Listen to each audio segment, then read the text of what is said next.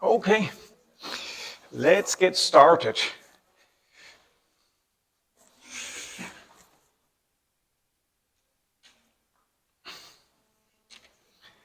So, for today I wanted to talk a bit about what's going on with these dimension reductions. We always keep looking at UMAP plots. We want to understand what we do. And I thought I'd do this in two steps. First, I show you a bit how these things work. Then we later discuss about why it makes sense and why they work. And we will also follow a few stories about where people tried to get an intuition about how they worked, and it took quite a while till people got on the right track. Maybe so that you see a variation of things, of how these things can look like.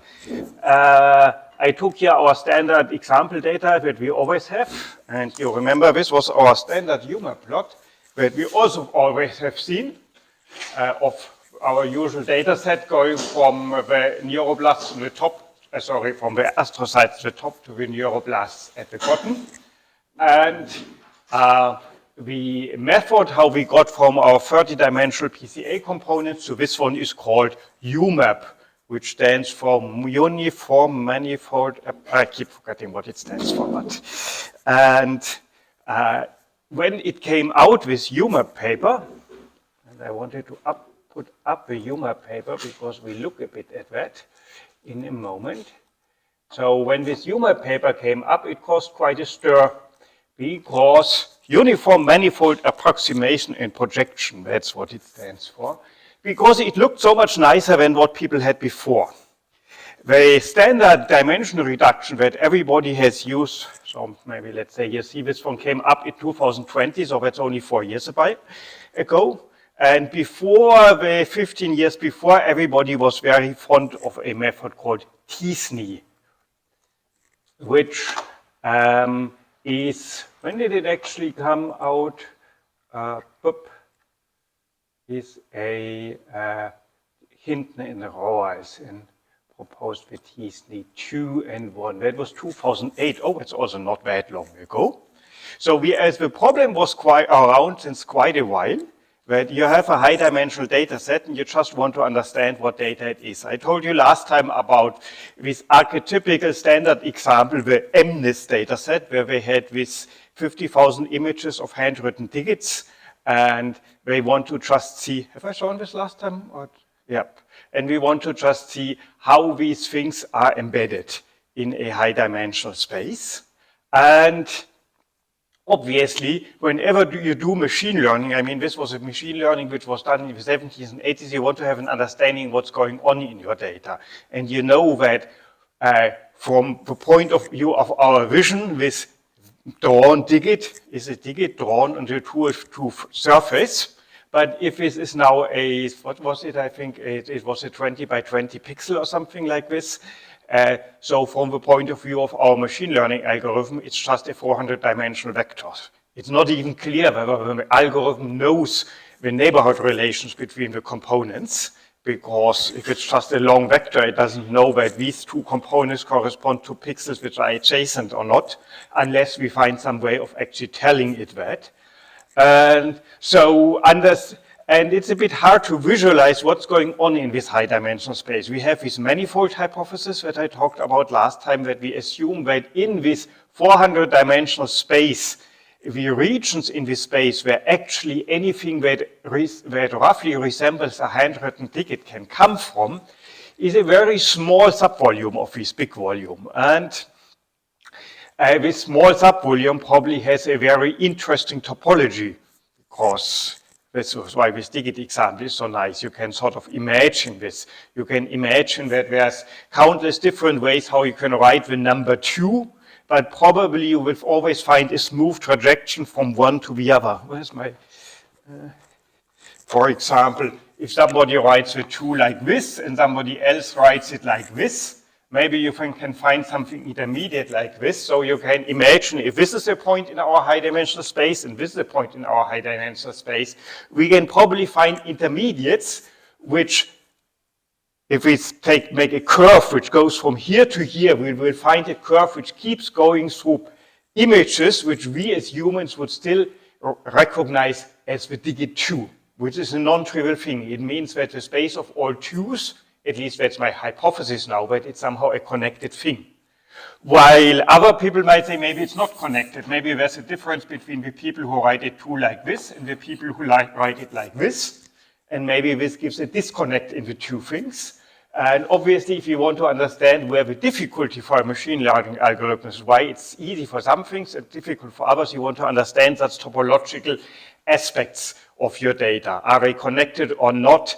If they are connected, is this connection a broad avenue? Is it a very narrow road where you can, if you were to just take these 2 points and just linearly interpolate, would you keep going through individual, valid digits of 2, or would you have to go all the way around that? You can already imagine linearly interpolating wouldn't work well because these are grayscale images. So our interpolate would be something which looks like this here, with in light gray both things. Obviously, while we might recognize this as a 2, we might not find it in our handwritten database. So if we say that there is a probability, distribution which gives us for a given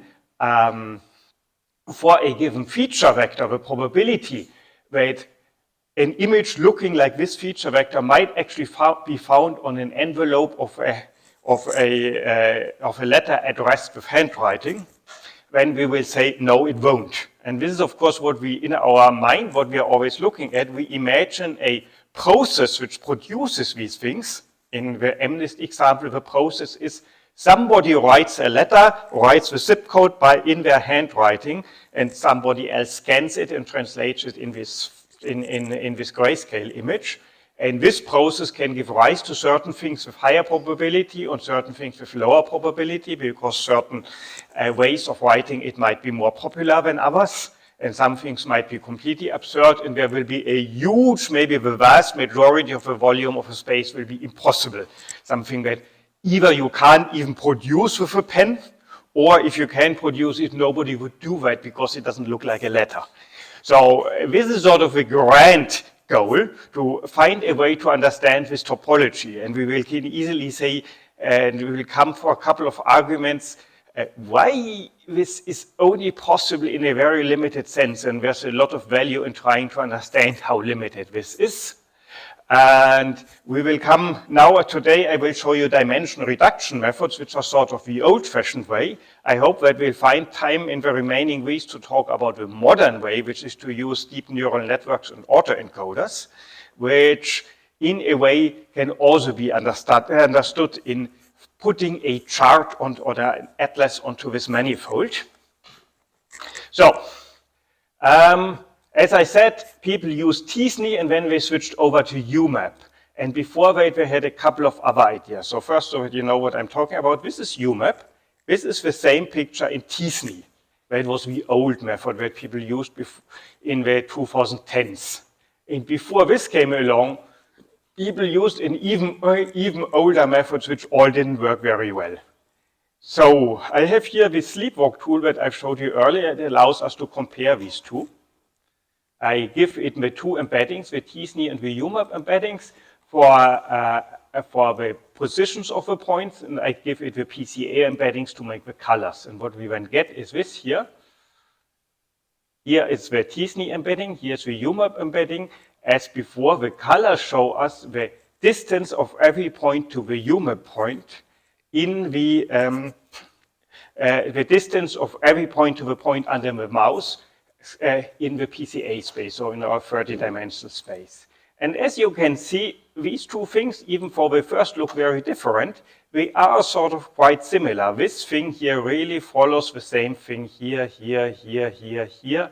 Even these little features like this thing here can be understood to be that little part. These things here, this little thing which seems to stick on here, seems to be that little thing.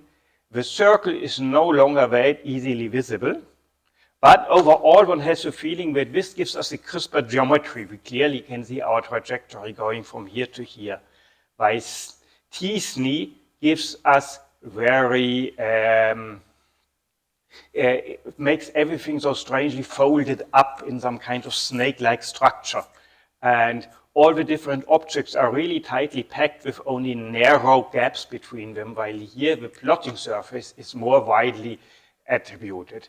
Now, when the UMAP paper came out, the authors of the UMAP paper and also many other commenters said, this means that UMAP is more able to show the global geometry of our manifold, while t-SNE only shows local features. The neighbors are getting correctly, but the global relationship of faraway parts are not correct. And there was a very interesting discussion on whether this claim, this interpretation or intuition is right or not, and I talk about this later after I talk a bit more about how actually these two algorithms work. The other thing that I already mentioned last time, if I remember correctly, was that at the beginning people said, well, quite obviously what we have here is we want to develop some kind of, we want to optimize some kind of strain, that we say we have our high dimensional points, xi minus xj, let's say the xi are our high dimensional point and the yi are the corresponding points on the two-dimensional embedding. And then we say dij is xi minus xj, and I write the thing with a capital D for the embedding spaces, so in the 2D space. And what we want is that somehow, if we make a sum over these ij, and we make some strain function, dij, dij, that this thing should be minimized. Where this S is a function which we call the strain. It takes two distances, and it gives us some aspect of how good or bad it is. So for the strain, we can do different things. For example, we might say strain d, d is simply d squared minus d squared. So we simply say they should be similar, as similar as possible, and I just add up the difference between the distances in the big space and in the small space, and I add this up over all point pairs. Or I might say SDD is d squared minus d squared over d squared by sort of putting a higher weight on mistakes of a small one. What's the point of, first, where does this come from and why do I have a square? This is PCA. Think a bit about it. If you were just to make a PCA of your big picture, and you try to take the first two principal components and project this, what will happen? The distances, they are sort of the squared errors between our you remember when we talked about PCA a couple of weeks ago, we said in the PCA we try to rotate we try to project onto a smaller space and try to try to keep as much information as possible, so that the distance, that the difference between the old and the new space should be minimal. So in that case, in the PCA, we said that xi, and now probably if I now try to write it in a mathematical proper way, I will mess it up, and I hope I'm right here. But essentially, you can imagine what we said before. We have these points. They have a length d, small d squared in the big space. When we project them onto our two-dimensional space in the PCA, and their length goes down to capital D squared, and hence this is the length before, this is the length afterwards, and this is what we've lost. And if I sum this up over all the i's, this is minimized in case of a PCA.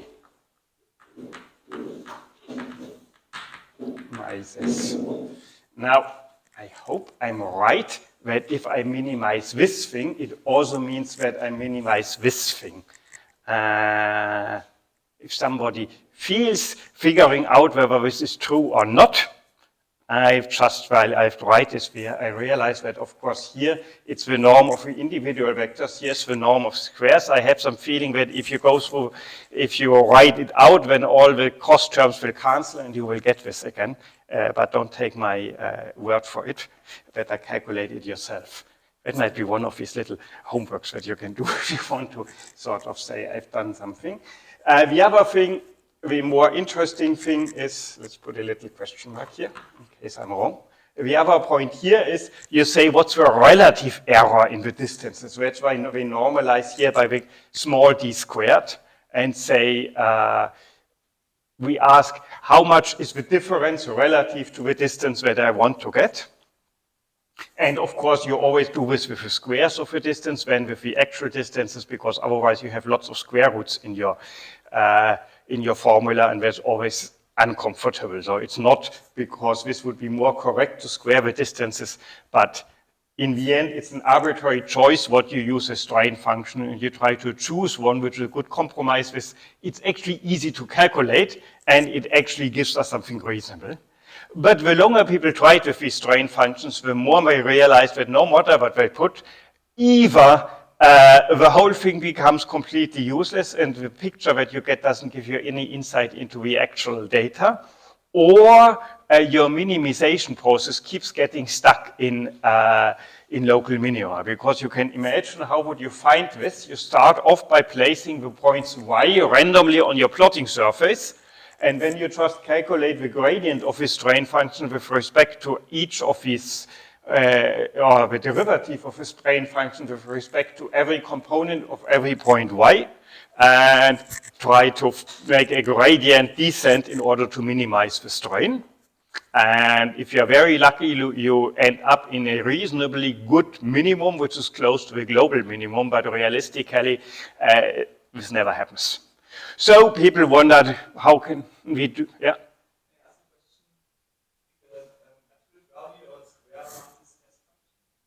Yeah. Oh yes, you're right. That's probably a good hint on that this might be wrong. Because yes, I haven't noticed. I shouldn't write things on the board without having put them properly before. And the upshot of the thing was, in the end, maybe we should only look at local neighborhoods. And the Huber paper has a very nice picture that shows you why it's actually unreasonable to expect anything better. I told you last time about thinking of taking the globe and the question of making a 2D representation of the surface of the Earth, which of course something humankind has thought about since, at least since Columbus, if not longer. But UMAP here, they have another interesting plot. Let me see if I find that here. Where was that? Here. What we've done here is, let me first explain. Our high dimensional space will be the unit cube. So we take the unit cube, so just the area that we get if we pick 3 random numbers, each uniformly picked between 0 and 1, and interpret them as a 3D coordinate. Then, of course, I get a picture of when I get a point which is somewhere in this cube, which is, has x, y, and z coordinates between 0 and 1. The nice thing about the unit cube is we can understand is to represent a color.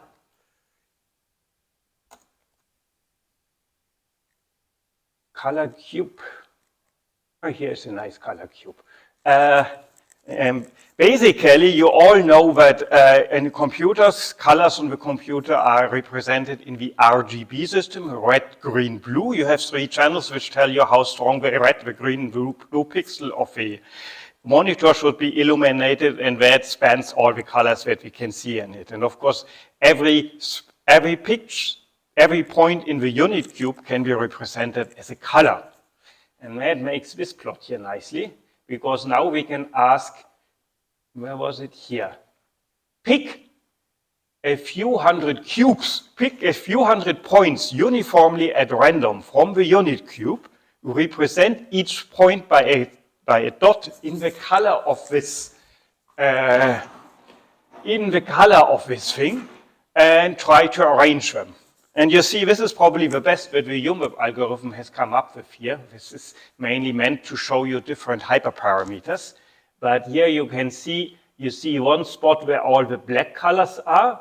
Here you see the spot where all the white colors are.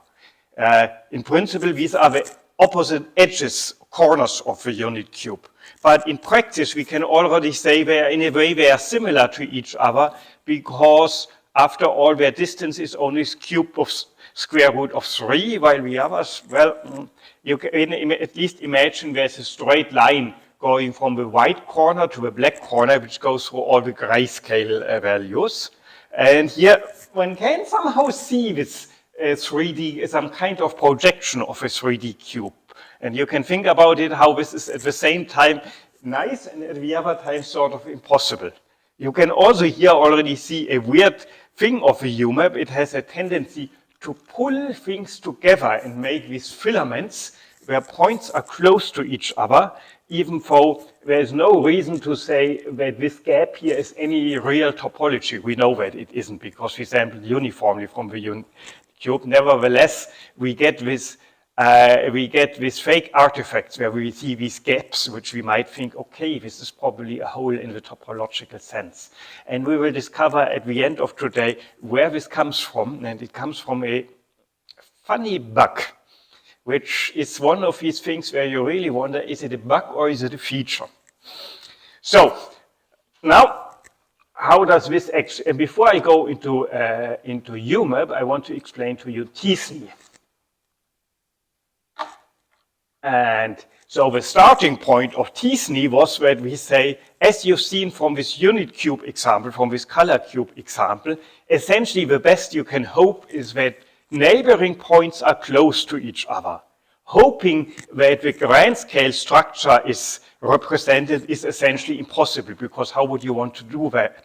To represent the fact which corners are adjacent and which corners are opposite in a cube. If you want to put out the cube on 2D, you will have to draw the net of a cube and come up with something like maybe this here. And then these cubes are nice, and these corners which are way too far away from each other. Essentially, we have a usual problem given a graph. Can we represent it as on the plane? So is the graph planar? But in a graph, we have the advantage that at least in theory, we don't care about how long the edges are. We only care that they don't cross. But here, of course, we do care. So in the end, let's say we are only interested in making sure that neighborhoods are right. That we say if 2 points are neighbors, then they should be neighbors in the high-dimensional data space, when they should also be neighbors in the two-dimensional plotting space. And it's also clear that it's impossible to get this correct. We cannot always do this. There will always be points which, because we tear up the whole thing, which are neighbors in the high-dimensional space and cannot be neighbors in the low-dimensional space, because, for example, in the case of the Earth, I have to tear it up somewhere. So, given that, how do we go ahead? The idea of this original SNE paper, so there is SNE, stochastic neighborhood embedding, and t-SNE. And I'll tell you in a moment what the T is. So the original SNE idea simply said, okay, we have to make neighborhood a stochastic process.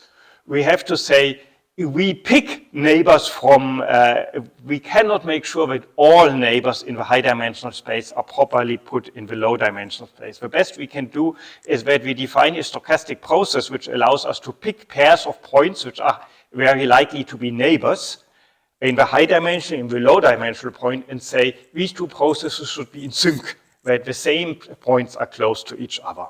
So we have to define a probability, and the SNE people now say, we consider the stochastic process, and they now always say, we go onto one point I, and say this point chooses now one of its close by points as his friend.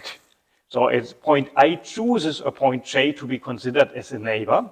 And we say this probability of point I choosing point J should, of course, depend on the distance between I and J.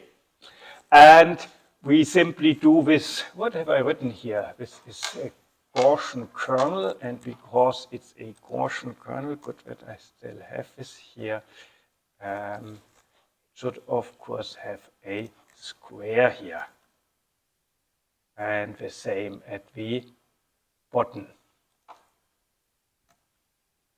This is now a bit annoying because we'll see in a moment with one of the difference between UMAP and t-SNE, the UMAP doesn't have a squares. So they are sort of important here. So this is our probability. We put a Gaussian kernel on the point I, and everything under the Gaussian kernel is considered a neighbor with a probability, with a Gaussian probability like this. And of course, we have to normalize this. So that in the end, we end up picking one point. And for this, we just divide this thing by the sum of the probabilities over all the points. Now, the sum runs formally over all the points, but of course, all the points which are much further out than sigma I contribute nothing to the sum. So in a way, it's only a sum over a smaller number of points. If you have such a probability distribution, you can calculate its entropy. And its Shannon entropy, I guess most of you might have seen this before, is given as this thing here. How do you interpret this? The right-hand part, the logarithm, is the information that you gain if you see a neighbor. Because if it's a close-by neighbor, this is a common, this is something unsurprising, and if it's a far-away browser, it's a rare event, so you have something more of information that is extraordinary. This is typically represented in examples where, so the Shannon entropy comes from information theory, where you say, let's say we have some transmission line where people can send signals, for example, the old-fashioned manner how sailing ships communicated. Admiral Nelson stands on his flagship and wants everybody to attack, and he raises the attack flag or the other flag, and they have a signal book with many different flags. And of course, some flags are pretty common, like good morning flag or whatever. And there's other flags which are rarely used and which signify very extraordinary events. And if you see one of these rare flags, you have much more information gained about the situation seems to have changed much more from your point of view than when we see a common flag. This is why one says that the logarithm of this thing is the information gained by seeing this signal. And why do we take the logarithm? Because, of course, if we take the log 2, because if you have, for example, 32 different flags and they are all equally common, when somebody who wants to ask with yes-no question which flag it was, it will ask, was it flag 1 to 16 or 7 to 32? Was it flag 1? So you can make a binary search, and with each yes-no question, you gain one bit of information. And the log 2 hence tells you something about how many bits of information you need. So that's why Shannon said we take the dual logarithm of a probability to see how many questions we have to ask to figure out that this event has happened if we ask our question sort of first asking for the more common and then for the less common things. So if this is the information gained from this probability, then the average information gained is something we get by taking the average of these things, weighting our average, how often each of them is. And hence, this is the average information we gain by seeing the signal conveyed by a flag in our flag alphabet, and this is called the Shannon entropy. So this was the general explanation about what a Shannon entropy is, and I thought I'd explain this first, because in this specific case, it's a bit hand-waving why we used the Shannon entropy. What we did a bit is that they said, okay, the Shannon entropy, as I've just said, is something like the logarithm of a number of choices. If you have a signal book where each flag is equally often used, then the information you get from every flag is the log 2 of this thing. And if you exponentiate it again, 2 to the entropy, you get something like the size of a signal book. Hence here, if all the cells had the same size, if all the cells had the same probability of being chosen as neighbors, if we would make a hard cut and say these 20 are the neighbors, each of them is chosen with probability 1/20, and the others are chosen with 0, then the entropy would be log 2 of 20, and h and 2 to this entropy would be again 20, the number of neighborhoods. So we can understand this thing, which in information theory it's often called the perplexity, we exponentiate entropy is called the perplexity. And here it is essentially the effective size of our neighborhood. And this will be useful later because what it effectively tells us is how many cells do we pick around each central cells and say, so typically in the standard t-SNE, I think the one that I've used here in my, here when I called the standard t-SNE function of Seurat, I think it uses a perplexity of 30. So our aim is that about for each cell, its 30 nearest neighbors roughly should be brought into their neighborhood in the later point. And if you now play with t-SNE and play with this perplexity parameter, then a lower perplexity will make a more filigrane picture, and a higher perplexity will make more big blobs of cells going together. So so the perplexity is our ways of tuning. So what we typically do is we don't calculate the perplexity, we postulate the perplexity. We say we want a t-SNE embedding which always makes sure that the size of the neighborhood which is faithfully represented should be the 30 nearest neighbors. So I choose my sigma I such that the entropy ends up being 30. So we do it the other way around. If you call the t-SNE function in R or in Seurat, you give the perplexity, and then for each point, it will choose a sigma I such that you get the correct perplexity or the correct neighborhood size. And in that way, we get for each point I, we get its correct neighborhood size, its correct neighborhood diameter or kernel width or whatever you want to call it.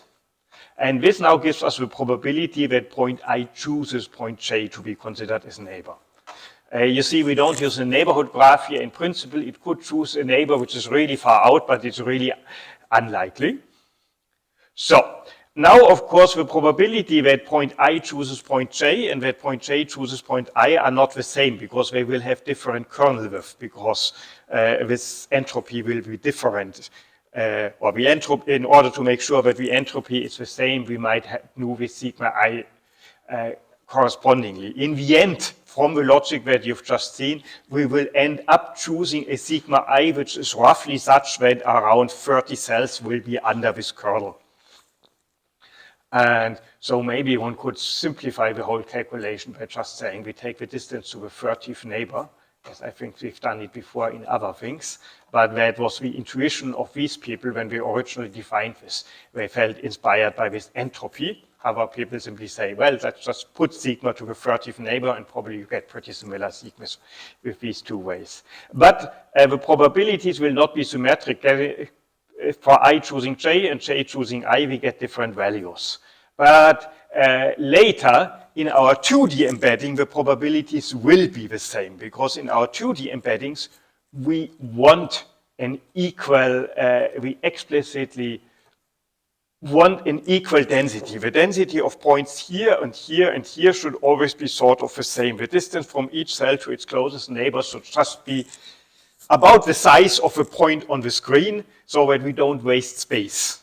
And hence, we say all the sigmas in the low dimensional expression should be the same. Therefore, the probability should be symmetric, and so we should symmetrize the high dimensional one. And we do it in the most primitive way. We just take the average of them. Pj from I and I from J, and we divide them by 2, and then we get new probability. Also, we normalize this now by dividing by n, such that now with these new probabilities, you can imagine they now add up to 1 if you sum over all pairs I and J. And the reason why we do that is because now we can use this, the way how they now interpret it is they switch interpretation. Before they said point I chooses a point J, now they say from all the point pairs available, we choose 2 points which are highly likely to be neighbors because they have high probability to be neighbors, and then we say these 2 should be close to each other in the embedding. And so we need a probability mass function which adds up to 1 in summing over all possible pairs of points. The same we do now in the embedding. So Qij is now the probability that j can be considered a neighbor of I in the neighborhood, and I can be considered a neighborhood of j in its neighborhood. And as I said before, these two will be the same. Actually, I was sleeping when I've written this. I should rewrite this because this is nonsense. Of course, we don't need to symmetrize because it is already symmetric. But now imagine this Qij, we imagine this as sort of a probability that somebody looking at our t-SNE plot will say, yes, these 2 points are neighbors. If I show you my t-SNE plot and say, would you say these two are close enough to be considered neighbors? Then you might say yes or no, and your willingness to say this might also have some Gaussian kernel of saying, yes, the closer they are, but once they are below that, it's too close. Hence, we might say this Qij might now again be just some Gaussian probability like this one here, where we simply say the probability is exponential. There's the squares missing again. Sorry, imagine there's a square here. The probability of a Gaussian over these points, and in that manner we get this. And how do we now use this to choose probabilities? Their idea was to use what's called the Kullback-Leibler divergence. The Kullback-Leibler divergence tells us about how much two probability distributions diverge. Ideally, if the embedding were perfect, the probability of 2 points being considered neighbors in the high-dimensional space and being considered neighbors in the low-dimensional space should be the same. So Pij is the probability in high, Qij in the low, and these two should be the same, and this logarithm should be 1. And what you now can do, there's a way to calculate the dissimilarities between two things by looking at this logarithm, and I'm now wondering why there is no absolute value, because it can go up or down. Yeah, probably because it will add up. So when P and Q are the same probability distribution, this thing here is minimized. You have this logarithm, which Kullback and Leibler, they say it's the amount of surprise that you experience when you draw something from the distribution Q, but you have, sorry, if you draw something from a distribution P, but you have expected to draw from the distribution Q. And we want to minimize this surprise. And in that manner, and of course, to see how much we get surprised on average, we of course have to weigh this again by the truth. Pij is sort of a true neighborhood relationship, and Qij is the one which is apparent from our picture, and this is the average surprise we experience about the wrong things being neighbors.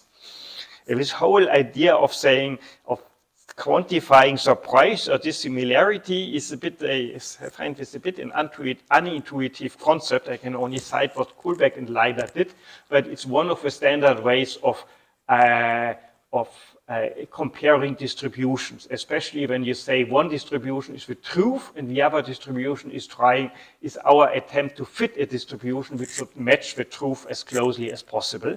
And where you usually say you want to optimize this Kullback-Leibler divergence.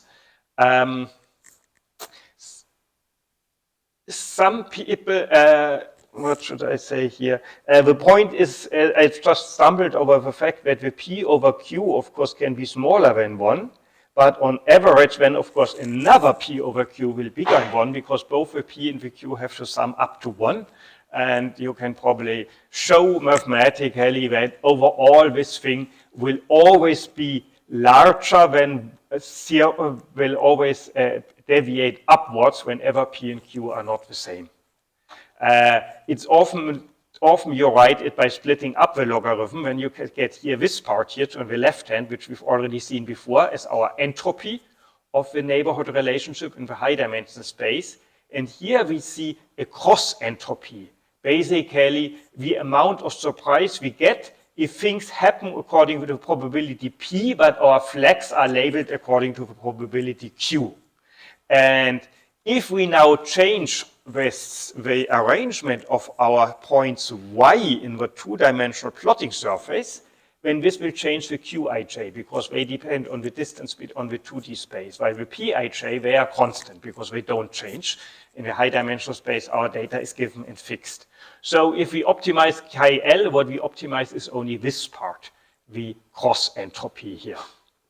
And that's why one often says, and we call it the cross entropy, because it's again, that's the entropy before, but it's, we have a crossing between one probability distribution and another one.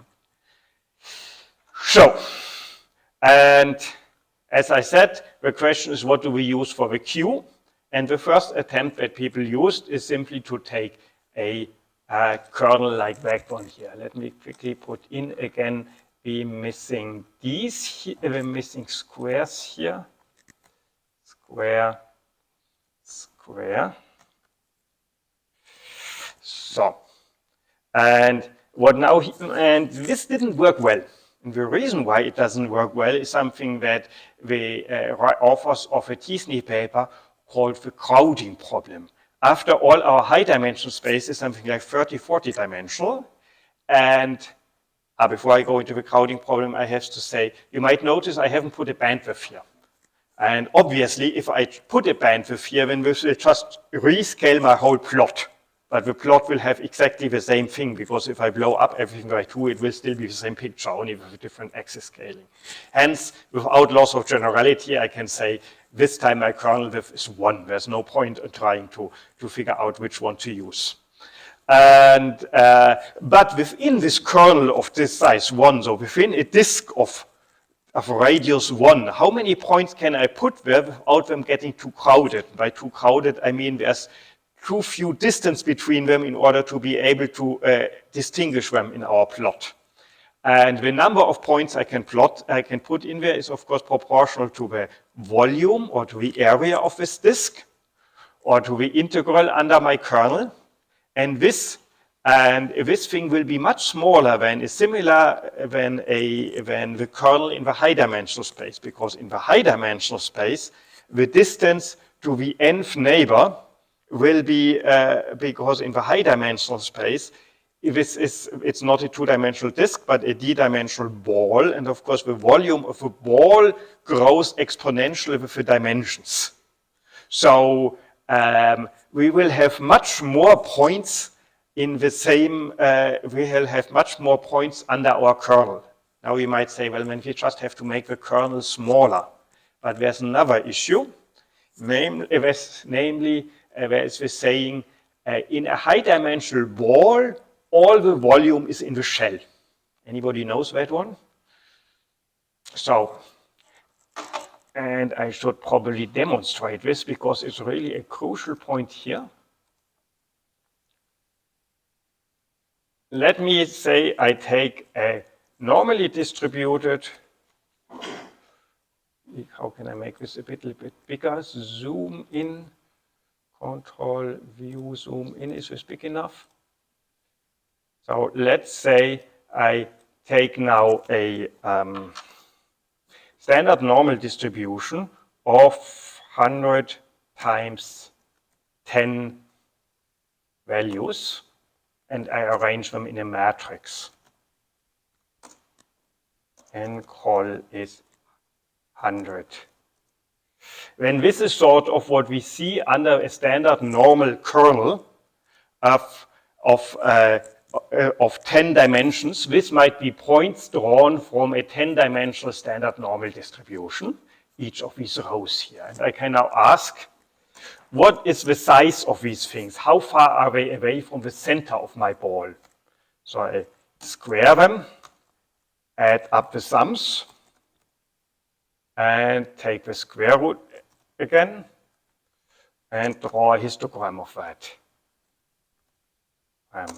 Maybe so that we can see it a bit better. So I make here 10,000. And now here I make a histogram. And as you can see, this is how it looks like. Let's first do a, let's first try, what do we get if I make the dimension of my space three-dimensional? So this is our usual ball as we used it in our three-dimensional sphere. And as you can see, as expected, it's not a ball with a rough border, but it sort of fizzles out like a Gaussian kernel. I could also have done it with a rough kernel by drawing from a unit ball, but then now I would have to make complicated coordinate transformations in order to do rejection sampling, so I took this one.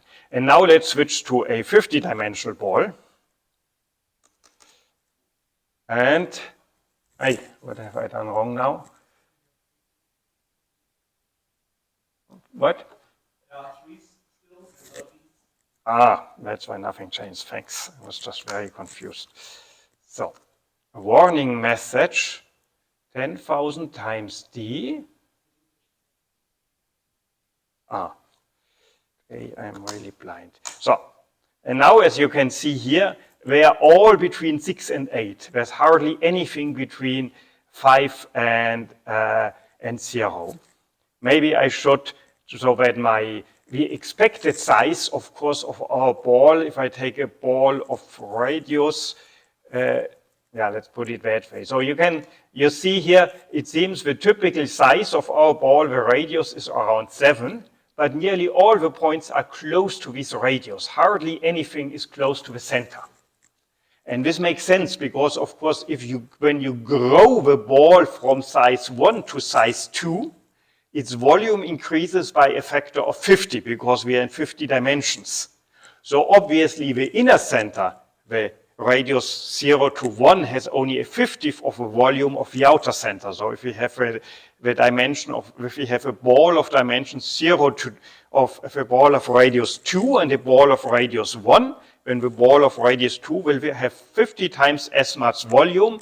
So 49/50 of the volume is in the outer half of a radius. And another way how to understand the same thing is, if you look at algebraically what I've just done, I have taken normally distributed values, I've squared them and added them up. So what is the distribution of the sum of squared normal distributed values? It's the chi-square distribution. So I'm looking here at the chi-square distribution, or actually at the chi distribution, because I removed the square here with the square root, at the chi distribution with 50 degrees of freedom. And the chi-square distribution has this property that the more degrees of freedom, the narrower it gets. Third way of understanding this is central limit theorem. The more numbers we add up, the more the sum will get to some Gaussian thing, which is simply scattered around the expectation, and the differences between x, y, and z, between the different coordinates, they will all average out, which has an important consequence. In a big ball, whenever you take a ball in high dimensional space, a unit ball, you can say, if I pick two arbitrary points between uniformly at random from my high dimensional unit ball, the distance between any 2 points is always nearly the same. Because the distance to the center is always nearly the same, also the distance between 2 points. Which is, if you think about it, really weird, because in your two-dimensional space, you're completely used to the fact that if you pick 2 points, they can be far apart, or they can be close to each other. But in a high-dimensional space, if you pick 2 points at random, and then you try to pick a third point at random, you will find that this third point has more or less, has pretty close to exactly the same distance to the first point as the second point. And that now brings us to a problem in our embedding. If we have our 50-dimensional space, all these points which have the same distance from each other, they are now supposed to go into a square like this. So I might first say, okay, I have this one point and it has these 100 neighbors, and the 100 neighbors are all equally far from this one point in the middle. So this is the point in the middle, so they should all be in a narrow shell around it. That would be even right from this point of this point, but when this point is singled out, but it shouldn't be singled out because it's just one of many of them. The distance of this point to that, the true distance, is also something like that.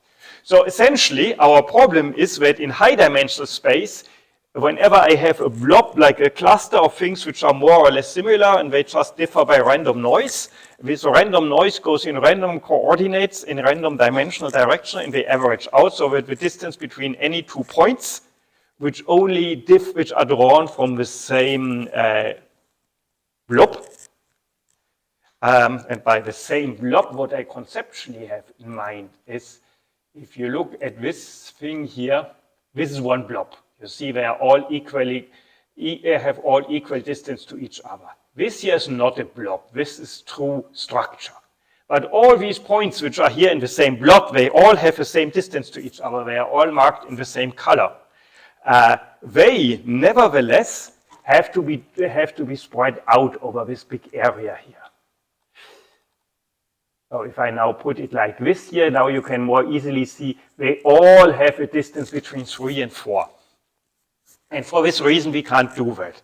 So this, in order to solve this issue, this is one of the reasons why the strain thing will never work. And instead, we do our neighborhood.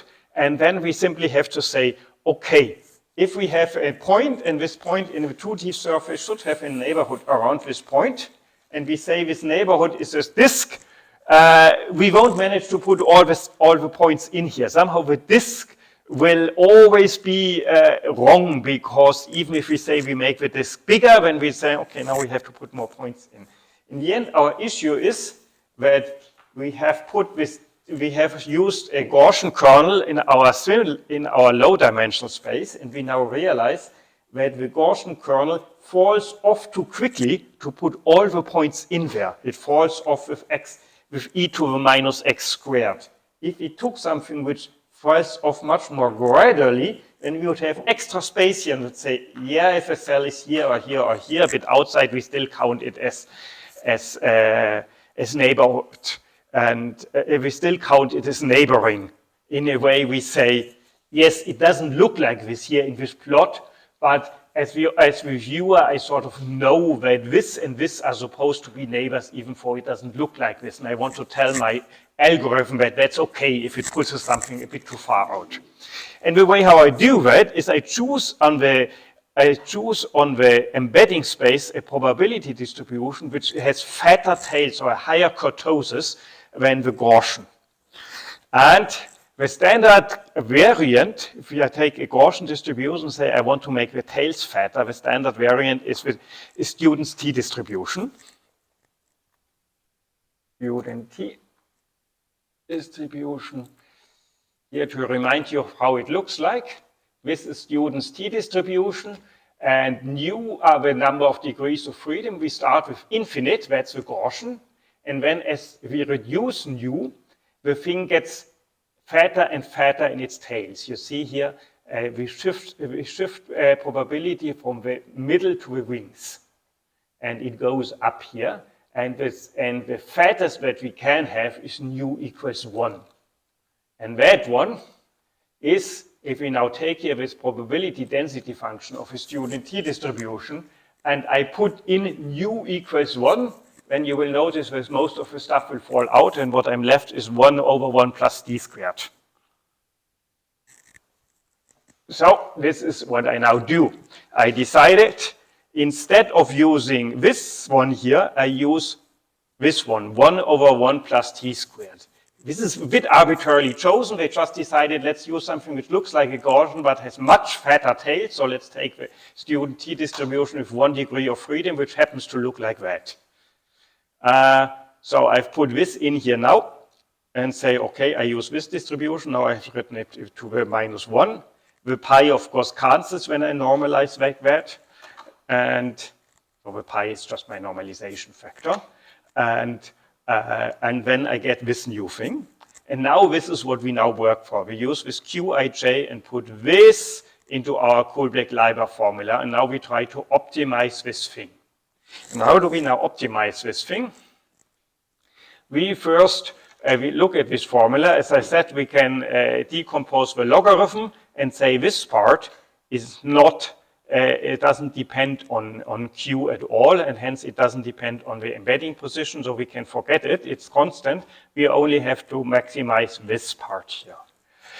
What we can do next is, of course, the Qij depends on the Yij, so we can do a gradient descent. We start with some arbitrary arrangements of points on the plotting surface, and then we try to move change the points in order to do this. So we understand this Kullback-Leibler as a function of all the x and y coordinates of all the points. So it's a function of two n scalar variables, namely the x coordinates and the y coordinates for the n things. And then, of course, it has a gradient with two n elements, and I can make a gradient ascent. Another way how I can do this, can understand this, is that I look at each individual y and ask, what is the gradient of this Kullback-Leibler function with respect to the coordinates of this one point, to this point's x and y coordinates. So what I calculate is, I take this thing here, the non-constant part, and say, what's the gradient with respect to yi? And if you think about it a bit, because the function only depends on the distance between y and I, the gradient with respect to one of them must be collinear to the direction between I and j. So here, notice this is not the whole Kullback-Leibler, it's one of the n squared terms, because after all here I have here a double sum over I and j, and for each of these terms I can ask, what is the gradient of this term with respect to yi? Of course, only those which contain an I have a gradient. And if I take now the thing between I and j, then the gradient will be collinear with the vector from point I to point j in the plotting things.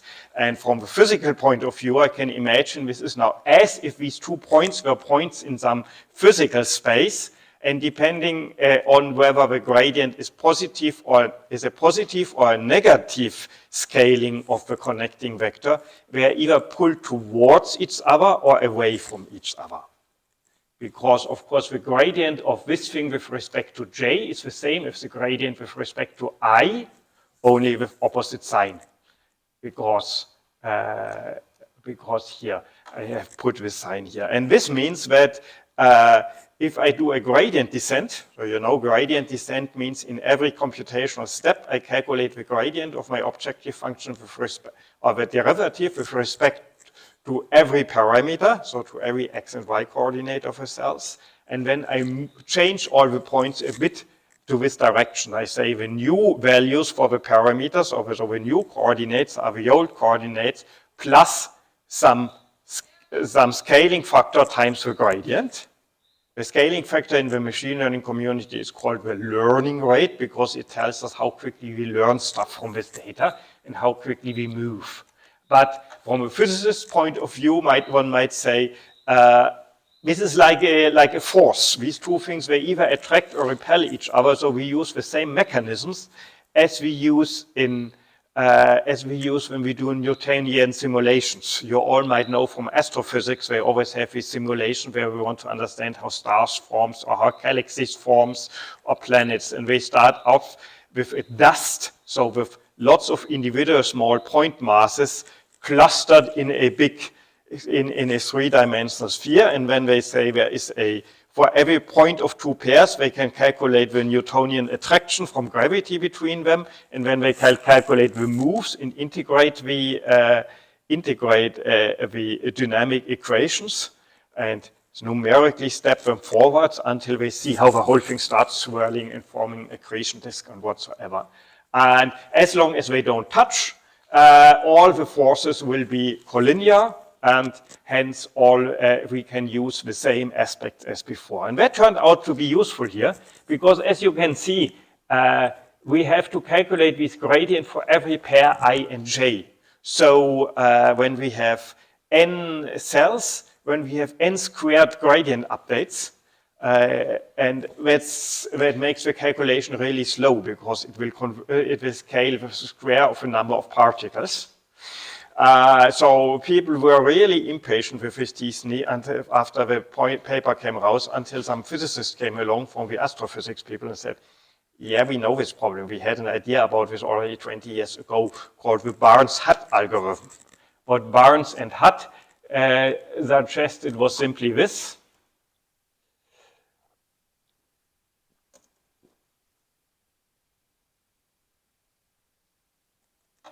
They said, if I have some stars and I want to see how all these stars attract each other and how these two Haufengalaxien, how are they called in English? I've forgotten how they will merge.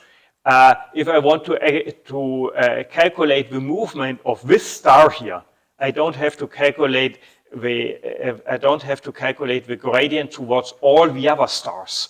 It's completely sufficient to take this whole blob and replace it by its center of mass, because this is all linear, so I can add up the individual gradients, I calculate their center of mass, and by this replace that. So what we do is we split up our points into different squares, and for each square we pre-compute the gradient, the center of mass. And then if I want to calculate the force on this point, I only have to look at the individual points, at the individual forces for all the other points in the same square. For all the points outside the square, in different squares than my own square, I can simply take the center of mass. And of course, to further simplify the thing and speed up the thing, I might pre-compute the center of masses for boxes of different size. Then if I'm here, I simply take this whole box. And if I'm over there, I have to take some of the more fine-grained boxes. Once people put this in, suddenly calculating a t-SNE took a minute instead of an hour. And yeah, in hindsight, this was, of course, a pretty obvious idea. And here we can see how this looks for the galaxies and how these galaxies form their spiral arms. But of course, this is not what happens in our t-SNE. We also never see the intermediate things in our t-SNE optimization. Of course, what happens is these things will eventually converge, because here everything is attractive, so it will keep moving, because this is Newtonian dynamics. In our dynamics, of course, once we found an optimum where we have, because in t-SNE, the force is either attractive or repulsive, depending on whether the probability of these 2 points being considered neighbors is higher or lower in the high-dimensional space than in the embedding space. And once we get an equilibrium between the two, our t-SNE won't change anymore and we have convergence. Yeah? Is it a local optimum or is it? It is, no, it's not a convex problem. It is a global optimum, and it turns out to be quite crucial to think about how to initialize it. And actually, one of the reasons, once people realized that, when people started discussing about what makes the difference between t-SNE and UMAP, there was a paper which said, actually, if you tune for hyperparameters, and I will show you this in the middle, you can make t-SNE to make as big gaps as UMAP, or you can take UMAPs to pull things as much in on t-SNE. And a good reason why the pictures look so much nicer in UMAP than on t-SNE is the initial condition. That the t-SNE, that the standard software for t-SNE initialized the thing by using the first 2 principal components of the data matrix. The UMAP software decided to use the first 2 principal components of the graph Laplacian using the spectral embedding that we did last time. And this paper that I've just mentioned, I have to look up the reference, did some experiments of crossing over, initializing t-SNE with the graph Laplacian, or initializing UMAP with the ordinary PCA, and noticed that actually the 2 things become much more similar then. So yes, choosing a good initial condition makes the U is of huge importance, because the problem is not at all convex. In my personal experience, even though I have never seen somebody writing it up, is there's one trick which makes this a good deal more convex, and that is what will keep happening is that you have that this might be that this here might be the equilibrium, the lowest energy condition, but my point is here, and I can't move it between these two because I have to go over a local maximum. Now, in all these things, saying that we try to embed in a two-dimensional plotting surface is, of course, our choice because our paper happens to be two-dimensional. There's no problem whatsoever with telling these algorithms my target space is three-dimensional and not two-dimensional. And once you go from 2 to 3 dimensions, you have a huge advantage, the same advantage which tells you that you can only embed planar graphs in 2D, but you can embed every graph in 3D. When you get over something like this, the algorithm will the thing will not be repelled outwards, but upwards, and it will just move like this. And you will get much better convergence if you first go to 3D, and then from that go down to 2D. Also, the 3D point plot is often quite useful. I should show you the 3D embedding of this thing so that you can see that it reveals sometimes extra features which are hidden in the 2D part. So that was how t-SNE works. And the other point, and now I want to tell you how UMAP works. And I've written it up a bit here. In UMAP, I first should show you the UMAP paper. It has here this marvelous chapter called Theoretical Foundations, which explains that that much of the theory is most easily explained in the language of topology and category theory. Let's say us biostatisticians were not happy with it because the language of category theory is not a language we are very used to. The authors of this thing obviously are. Hence, they happily start off by, here it's still easy, and then they happily start off talking about the category delta has objects of a fine order with morphisms given, okay, if morphism I can still realize, but what the hell is a co-limit? And do I really need to understand topological homotopies in order to understand this thing? That's actually an open question whether I need to understand it, because there are some good reasons that all the ideas of topology are actually very relevant to this. There's arguments against it. But what probably can now be realized is the arguments in favor of UMAP, these topological arguments will probably not only apply to UMAP, but they also apply to t-SNE. And from my admittedly layperson's understanding, what the whole thing boils down to, what we mean by topology. So we will see at the moment what UMAP does. It works in a neighborhood graph. It does the slide here in, it does something similar. It tries to embed neighborhoods. And the reason why embedding neighborhoods in the end can also give you something about the overall lengthy structure is, of course, if you have a manifold which looks like a big U-shaped thing, let's imagine you have some long tube which you form into the U, then of course you might say, yeah, locally in it's some kind of a geometric sense, it's the same as an unbent shape. Because if you look at this thing as it is embedded in my three-dimensional space, the two are very different. If you just look at the intrinsic, I think the geometers call it the ambient dimension of just saying, let's draw geodesics on this thing, then the difference between these two vanish. If I want to look into geodesics are the shortest path between 2 points. How do I, and here, if I do this in this thing, the constraint for the shortest path is I'm not allowed to leave a manifold while going from one point to the next. I have to find the shortest path in the manifold. So I have to go from neighborhood to neighborhood. And that's in the end why people have this feeling that the neighborhood graph encodes the geodesics. And with that encodes the topology of this thing. That's at least a very hand-wavy explanation why we keep saying that just looking at the neighborhoods tells us something about the overall shape of a thing. So, and that's sort of the direction where the UMAP people came from. And how UMAP works, they have put on their webpage this beautiful picture, where we talk about cyclical complexes. So the idea is, if you want to make a neighborhood, at the moment we describe our thing by taking neighborhoods graphs. In this neighborhood graphs, we connect 2 points and say this is a neighborhood.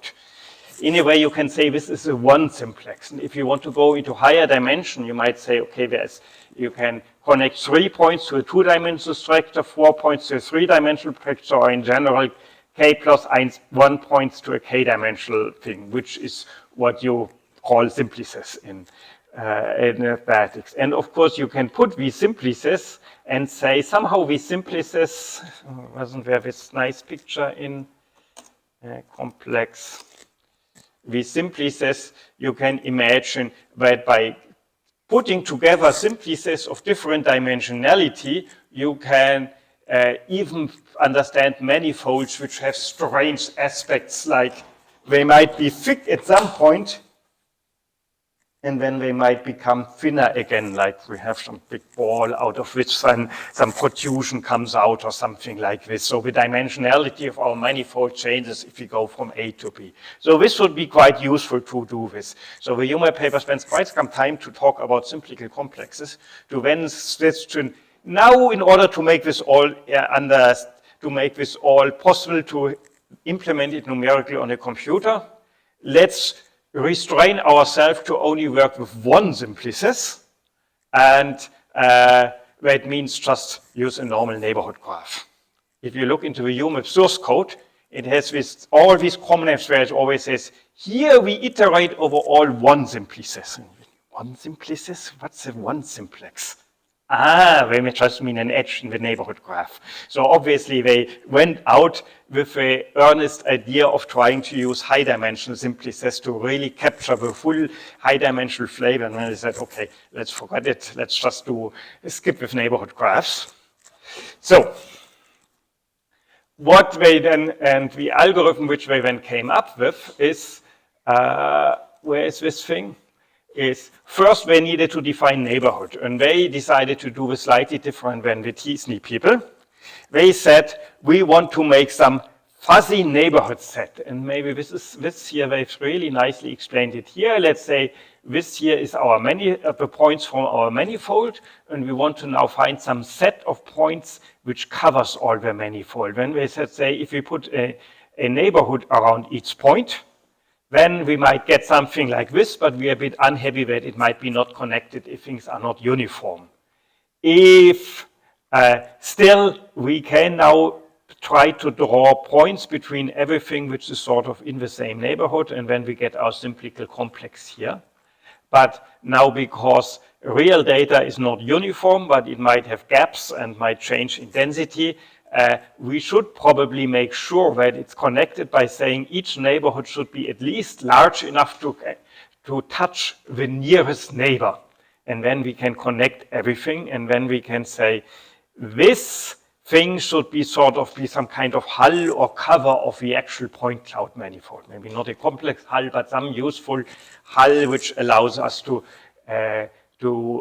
describe this thing. And now we have to find a cyclical complex which sort of spans this hull of, or this cover of all the points which are formed by these open balls around each point, and each ball large enough to at least capture the other thing. And hence they say their neighborhood work like this. Each point has a set of neighbors, and this set of neighbors is supposed to be a fuzzy set.